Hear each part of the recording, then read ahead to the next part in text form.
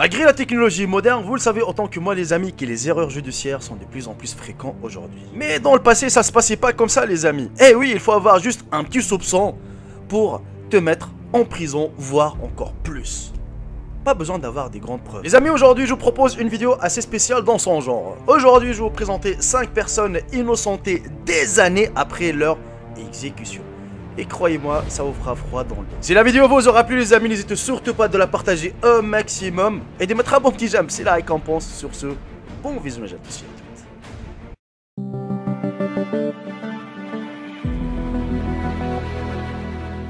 Dans cette triste vidéo les amis, l'adolescent américain George Stinney occupe une place particulière. Il est devenu le plus jeune kamikaze du XXe siècle. Au moment de son exécution, il n'avait pas encore 15 ans.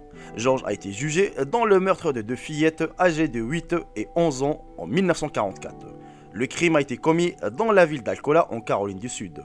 Le chemin de fer le divisait en 2 parties, celle où vivaient les blancs et celle où vivaient les noirs. George Stinney était de la seconde moitié où 2 fillettes ont décidé de faire du vélo pour cueillir de fleurs. Leurs corps ont ensuite été retrouvés dans un fossé et George, selon les enquêteurs, était le dernier avec lequel elles ont communiqué. Le procès n'a duré que 3 mois. Les parents de l'adolescent noir ont été forcés de fuir la ville, laissant leur fils. Le témoignage clé a été donné par la police, qui a assuré que la personne impliquée dans l'affaire les a admis dans le meurtre. Un jury pour 10 minutes de la réunion a déclaré George coupable. Et le 16 juin 1944, il a été électrocuté. Mais 70 ans plus tard, il s'est avéré que le jeune kamikaze avait pleuré avant l'exécution. Ils ne sont revenus dans cette affaire qu'en 2013, et pourtant George Stinney a affirmé son innocence. Auparavant, le roman de David Stout, Les squelettes de Caroline, et le film 83 jours reposaient sur des hypothèses de déni de justice. En 2014, un deuxième procès a eu lieu, et George Stinney a été acquitté à titre posthume. L'exécution de l'américain Carlos de Luna en 1989 a été confiée à un autre suspect qui a ensuite reconnu la culpabilité de son témoignage. Carlos de Luna a été reconnu coupable d'avoir agressé avec un couteau une femme dans une station de service. L'homme a été arrêté à plusieurs kilomètres du lieu du crime en raison de son air suspect et s'est caché juste de la pluie sous une voiture. En même temps, aucune trace de sang n'y avait été retrouvée. L'instrument du crime et ses empreintes n'étaient pas retrouvés. Et les témoins ne pouvaient pas Carlos Hernandez, un autre homme avec un latino-américain qui ressemblait à Carlos de Luna. Comme rapporté par certains témoins oculaires, après l'arrestation de De Luna, il s'est vanté à plusieurs reprises de sa chance et a avoué le meurtre. Cependant, quand cela a été révélé, il était déjà trop tard. De Luna a été exécuté par injection létale. Lena Baker était une femme de ménage afro-américaine qui avait été exécutée pour meurtre par l'État de Géorgie en 1945 pour assassinat de son employeur Ernest Knight en 1944. Ce dernier était une personne ivre abusive qui avait forcé Baker à être son esclave sexuel, alors qu'elle était mère de 3 enfants. Baker est la première et la seule femme à être exécutée par électrocution en Géorgie. En 2005, 60 ans après son exécution, l'État de Géorgie lui accorda un pardon total et inconditionnel en reconnaissance de sa demande initiale de légitime défense. L'affaire du viol et du meurtre d'un visiteur des toilettes publiques dans la capitale de la Mongolie intérieure s'est transformée en un énorme scandale en République chinoise. Le crime ayant été commis en janvier 1996, les agents de la force publique ont rapidement arrêté un résident local nommé Ugilt. Il a avoué et a été reconnu coupable et exécuté en juin 1996. Ces événements n'ont pas été rappelés depuis près de 10 ans.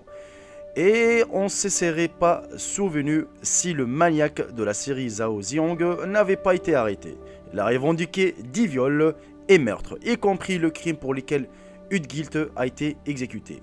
Le cas de 1996 a été renvoyé pour une nouvelle considération. Et en décembre 2014, la peine a été annulée. La famille de la personne exécutée par erreur a perçu une importante indemnité selon les normes chinoises, 30 000 yuan, près de 5 000 $. L'enquête a révélé que Ugilt aurait pu avouer sous la pression. Près de 3 douzaines de fonctionnaires ont été conduits en justice. Le scandale était si ambitieux qu'il est devenu le sujet principal du rapport annuel des organes de la Cour et du bureau du procureur à la sécession de l'Assemblée générale des représentants du peuple de la Chine et du Conseil consultatif politique du peuple chinois. Il a fallu près de 90 ans pour réhabiliter l'Australien Colin Campbell Ross. Il a été pendu en 1922 pour viol et meurtre. Almatrishka, âgé de 12 ans, a été victime d'un criminel. Ross a gardé sa taverne, et la preuve principale contre lui était une mèche de cheveux blancs qui avait été retrouvée sur une couverture posée sur son lit. Le procureur a pu convaincre le tribunal que ces cheveux appartenaient à la victime du violeur. Ross a insisté jusqu'à la fin sur son innocence, mais malgré cela, il a été condamné à mort et pendu 4 mois plus tard. Déjà au milieu des années 90, le dossier était à la disposition du chercheur Kevin Morgan. Il a utilisé des méthodes modernes pour vérifier que les cheveux appartenaient aux morts. Cette version n'a pas confirmé. Les résultats de l'analyse ont formé la base du livre, qui a tourné au scandale. Les descendants de Ross et Trishke ont demandé à ce que l'affaire soit réexaminée. Le procureur général de l'État de Victoria a reconnu l'acte d'accusation erroné et la Cour suprême a réhabilité l'homme exécuté. Et on arrive malheureusement à la fin de cette vidéo les amis, j'espère sincèrement qu'elle vous aura plu. J'ai pas envie de vous demander des j'aime, bon c'est vrai que je vous ai demandé des j'aime au début de la vidéo car ça se fait pas sur des personnes mortes. Mais voilà, c'est histoire de m'encourager et de partager la vidéo afin de montrer ça à vos proches, à vos amis.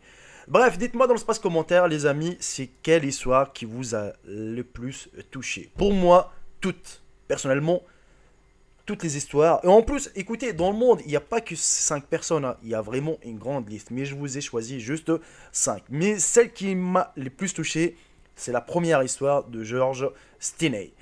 Le gamin, il a juste 14 ans. C'est un mineur. Il est encore tout petit, ça. Il est encore gamin. Comment tu peux juger ça sur une personne qui n'est même pas encore majeure, qui l'a fait si... C'est du n'importe quoi. Et surtout, pendant l'enquête, enfin après 70 ans plus tard justement, pendant l'enquête, enfin ils ont trouvé que les deux fillettes, elles ont été tuées avec un marteau, un grand marteau en ferraille qui pesait plus de 9 kilos. T'imagines quelqu'un qui a 14 ans, il peut pas soulever avec toutes ses forces et frapper quelqu'un avec un marteau de 9 kg qui pèse plutôt 9 kg, excusez-moi, parce que je buguais un peu. Je trouve ça vache. Mais il faut savoir que les erreurs judiciaires, malgré, comme je dis au début de la vidéo, ça existe encore. Il faut savoir, les amis, quand il y a quelque chose qui se passe, par exemple un vol, hein, je sais pas moi, un cambriolage, n'importe quoi, pour la police, surtout pour la police et pour le tribunal, il leur faut un suspect. C'est toi ou c'est pas toi, ça on va le savoir plus tard. On va t'emprisonner, on va camoufler l'affaire. Et oh, pour le public, pour eux, voilà, ils ont quelqu'un sous la main pour travailler leur enquête justement. Comme ça, les gens, ils vont gueuler moins pour camoufler l'affaire. Et après, peut-être s'il est innocent, il va taper 1 an, 2 ans, 5 ans, 10 ans de prison. Et une fois qu'ils ont trouvé le vrai coupable, c'est là ils vont sortir.